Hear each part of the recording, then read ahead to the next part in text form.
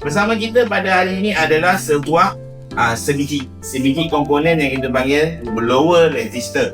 Blower resistor adalah satu komponen yang mengawal kelajuan blower. Kalau kita letak nombor 4, dia tak lalu dekat sini. Kalau dekat nombor 1, nombor 2, nombor 3, dia akan lalu sini.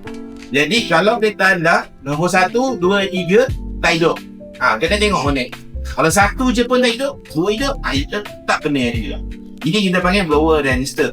Berlainan dengan komponen yang kita panggil blower module. Dia tak betul macam ni, dia lain sikit. Seperti ini, right?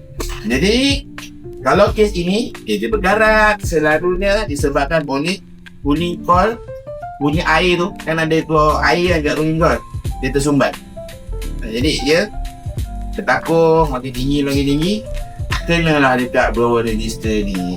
Jadi blower resistor pun kena air, berkarat. Dalam kes ni kita tanya owner lah, benda pun tak mahal sangat, RM1, RM8 macam tu. So kita tanya owner nak tukar tak. Sebab kalau blower resistor ni rosak, dia akan menyebabkan blower boleh rosak, dan relay boleh rosak, dan boleh juga ada short lah. Dalam tu dah karat, soket tu dah karat. So kalau soket ni dah karat, memang dia akan jadi short dekat wire tu lah. Nanti wire tu nak kena potong, kena buat wiring baru. Dia ada kisah silap. Kita ni ada kisah silap. Tapi dia sampai sini dah tak ada lah, sebab kisah silap tu dah tak berlaku. Sebab ikon dia terus tak sejuk. Kuning tu ada bocor, so gas tak ada.